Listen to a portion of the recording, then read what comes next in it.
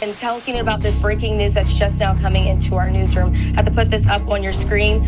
Charlie Kirk has been shot at a Utah event. We're hearing he is now hospitalized. from And President so Trump. You may have heard of He is Charlie on Kirk. his He's known Truth as Social a very popular platform political saying pundit, that known Charlie for some of his Kirk now within minutes has of a gun passed opening away. So fire again, I'm going to read So to you we'll be what talking a lot the the more deadly about president shooting this said. flooded as this social breaking The news media. great coming and even into legendary this Charlie they Kirk spread is dead. and there's No one understood or had the show heart just of how using the United it States is of America better than...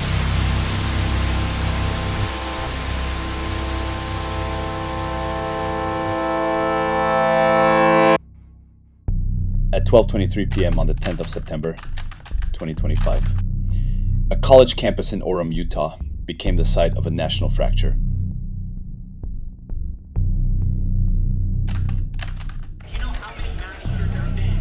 On stage, America's political landscape shifted with a single trigger pull. Charlie Kirk, activist, firebrand, loyalist, husband, father, gunned down in front of hundreds. For some, a martyr. For others, a symbol of division itself. Tonight, we dive deep into a shooting that shocked the world. Charlie Kirk, one of the most prominent figures in American conservatism. Before we dig in, I upload true crime breakdowns once or twice a week, so hit that subscribe button and join the family. Charles James Kirk was born the 14th of October, 1993, in Arlington Heights, Illinois.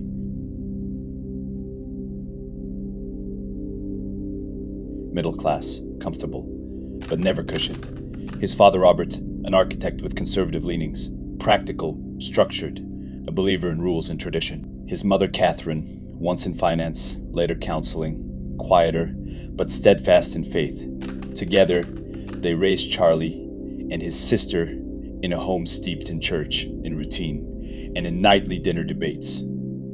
At Wheeling High School, he joined debate, church groups, wrote essays railing against liberal orthodoxy. His classmates called him intense. He called himself principled. Charlie wasn't destined for sports stardom. No, his field was ideological combat. College came, briefly. Baylor University. But Charlie had no patience for lectures. He dropped out, he called it freedom. Others called it failure. Either way, he spun the story into legend. Founding the conservative organization Turning Point USA in 2012 and became its executive director, ironically. This is what brought him to the spotlight. And also what took him to different tours throughout college campuses and to his final destination, the Utah Valley University. National movement. We have over 20 to 25 national chapters, and we have 30 to 50 student columnists from all over the country. He published a range of books and hosted The Charlie Kirk Show, a talk radio program. Although some of his comments may have sparkled controversy, he was always open for debate, no matter where the battlefield was. Proud of yourself for debating college kids who are unprepared to speak in front of an audience like yourself. Hold on. You're 30 years old. We can agree you're 30 years old, right? Do you think that's a little bit silly? Are you a voter? I am a voter. I'm a so registered I voter. vote and you vote. So I'm talking to voters of this country that will determine the future of Western civilization. That's what I'm doing here today. Yeah?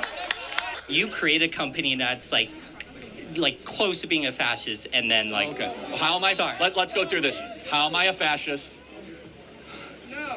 dude, like Can you name one thing I believe that's fascist? you believe that Under no circumstance ever should a man ever let a woman pay for a date, or you should Ever? split ever. No circumstance. Even on the third, fourth, fifth. What if it's the first no, date a and woman you're should just never not pay into for it? anything. Okay, well, let me. Period. Well, let me. Okay, so What kind of world are we living in? Well, hold on a second. I agree with you. If I'm dating a girl, I would pay for everything. Everything. Yeah, everything. However, I could see for other people that might be in a different financial position, you know, you pay for 10 dates and then she's like, you know what, I want to treat you. Well, that's I think that's so sweet, totally yeah. different. No. What we're talking about is like, oh, we're gonna alternate. In 2018, Charlie met Erica Frensby, a former Miss Arizona, ministry voice, podcaster. They joked their first dinner lasted so long, it felt like a job interview. Engaged in December 2020, married in May 2021. Small ceremony, family only. Children followed quick, a daughter in 2022, a son in 2024. He shielded them from the spotlight, but those close recall him tender, soft in ways he never was on stage. "I fight so they don't have to," he once told a friend.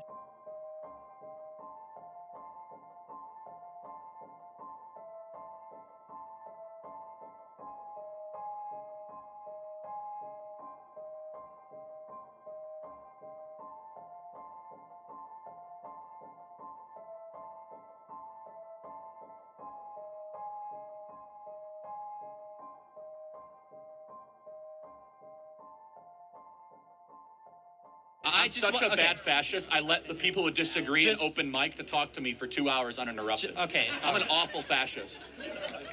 I'm more like a free speech liberal of the 1970s. Over the years, Kirk's evolution was as much ideological as tactical.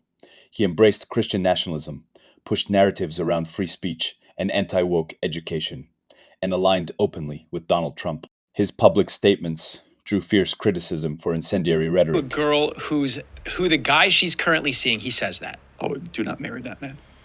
Culture, war provocations, and alliances with controversial figures. Supporters applauded his willingness to break norms. Critics saw him lowering discourse. In fall 2025, the American Comeback Tour was scheduled as a series of campus debates and speaking events. Utah Valley University in Orem was the first stop on a day that began like so many others. Tent, crowd, a stage. About 3,000 people gathered on the campus green to watch a high-profile conservative voice engage with students. Inside the tent, a debate, some jeering, smartphones lifting for live streams. Outside, a campus that had been the backdrop for culture fights before.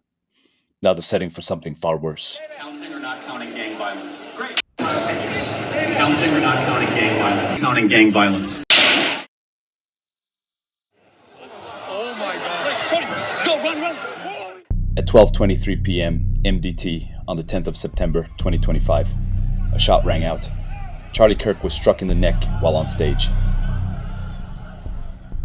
He was rushed to Timpanogos Regional Hospital and pronounced dead that afternoon. 2 people were briefly arrested in the immediate chaos, but later released.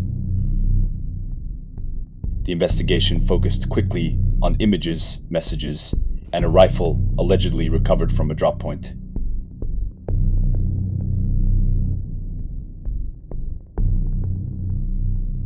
Secretary Caroline Leavitt posting on X, "Please pray." Everyone's prayers going up right now for Charlie Kirk. We are hearing from President Trump. He is on his Truth Social platform saying that Charlie Kirk has passed away. So again, I'm going to read to you what the president said. "The great and even legendary Charlie Kirk is dead.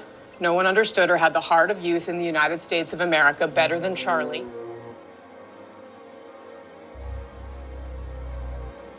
The hunt for additional surveillance footage from the campus and surrounding area were among the highest priorities overnight. The FBI and police were also searching for the murder weapon and a single shell casing and any other evidence the killer may have left behind. Police say early evidence points to the shooter firing from an elevated position. Sources telling me overnight the distance of the shots points to a skilled shooter with considerable experience with firearms.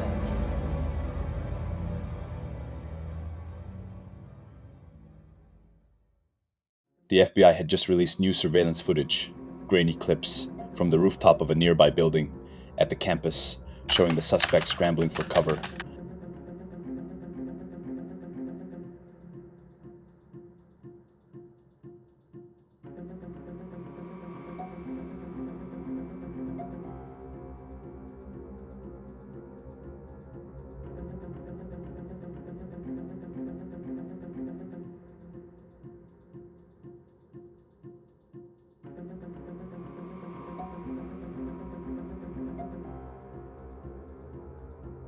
A local resident handed over his own security footage,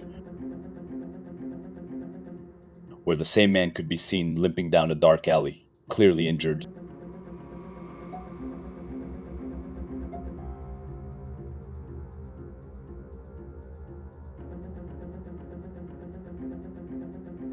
Investigators pushed the images to every news outlet, begging the public for leads that might bring the suspect into custody.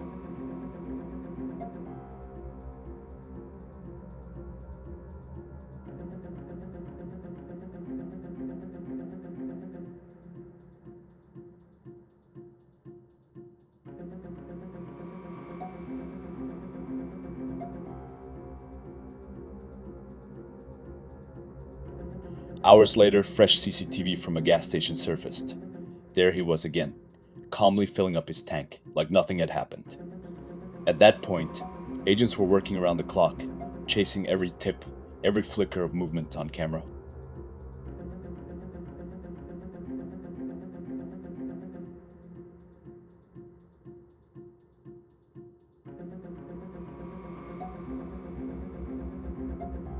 And then, finally, they got the break they've been waiting for. We got him. On the evening of September 11th, a family member of Tyler Robinson reached out to a family friend who contacted the Washington County Sheriff's Office with information that Robinson had confessed to them or implied that he had committed the incident. This information was relayed to the Utah County Sheriff's Office and scene investigators at Utah Valley University. This information was also conveyed to the FBI. The alleged killer, Tyler James Robinson, 22. To understand the trigger, you must trace the hand that pulled it. His father, Michael, gun enthusiast, militia sympathizer, distrustful of government. His mother, Sandra, quieter, but deep in conspiracy forums, Chanon, anti-vax communities. Politics in the Robinson household wasn't debate. It was scripture. Tyler learned to shoot before he could ride a bike. Weekends weren't soccer games. They were desert target practice, rifles gleaming under the sun. And so, the boy raised on conspiracy, fed on paranoia, and armed since diapers, lived out the story that had been written for him. Congratulations, you have been selected to receive the Resident Presidential Scholarship from Utah State University. The value of this scholarship is approximately $32,000. This scholarship is available for 4 years or 8 semesters.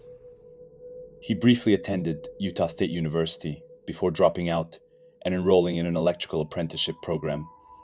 Robinson was arrested in his hometown following intervention by his father, who recognized him from images released to the public.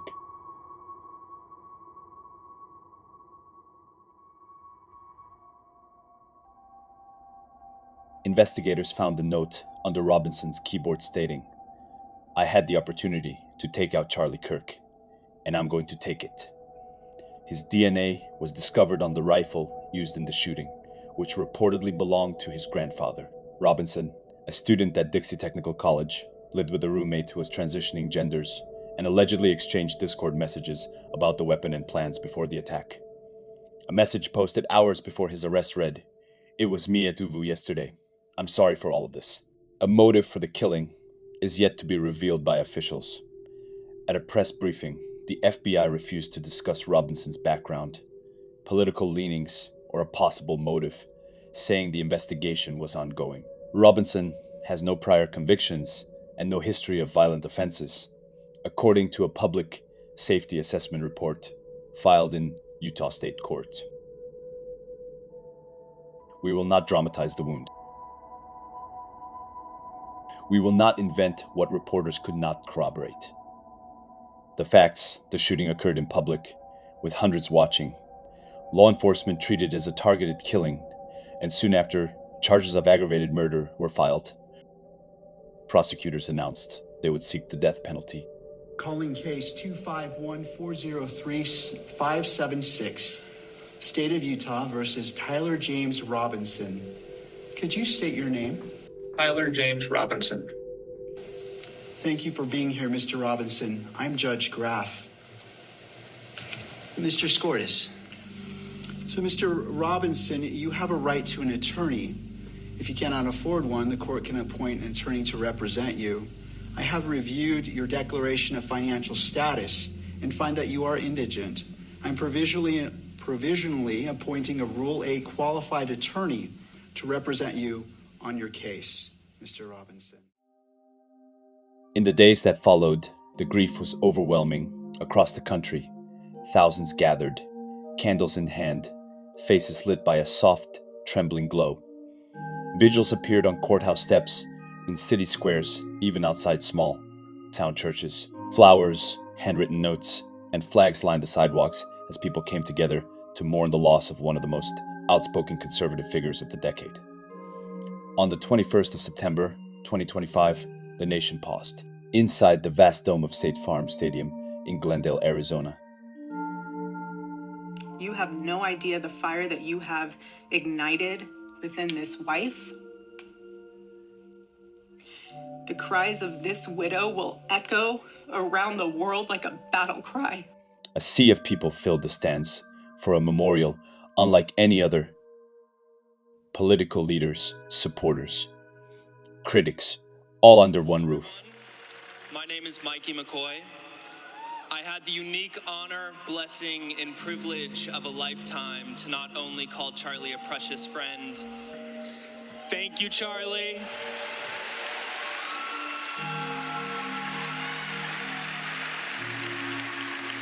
When Charlie would speak on college campuses... Among them, President Trump, standing beside Erica Kirk, paying tribute to the man whose voice had shaped a generation of political conversation.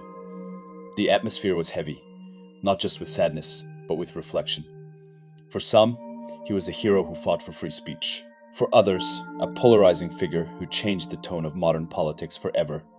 And as the night fell over Arizona, the candles outside the stadium burned through the dark, each flame a small reminder that, whether loved or hated, his voice had been heard. And then came the noise. Candace Owens claimed it was an inside job. Fringe Twitter blamed the FBI. Some said Robinson was a patsy. Others swore Kirk faked his death. No high-profile political killing escapes the storm. Conspiracies spread faster than condolences. Bullet inscriptions, foreign interference, Erica's sudden ascension, but none of it verified. Investigators repeat, one truth, one act, a man, a rifle, a single trigger pull. The courts will take years. Robinson waits in custody, facing the death penalty. In death, as in life, Charlie Kirk was the perfect lightning rod, loved, hated, and endlessly debated. This is not the end of Charlie Kirk. It is the beginning of his myth, and myths in America, as in the world, live forever. Thanks for watching.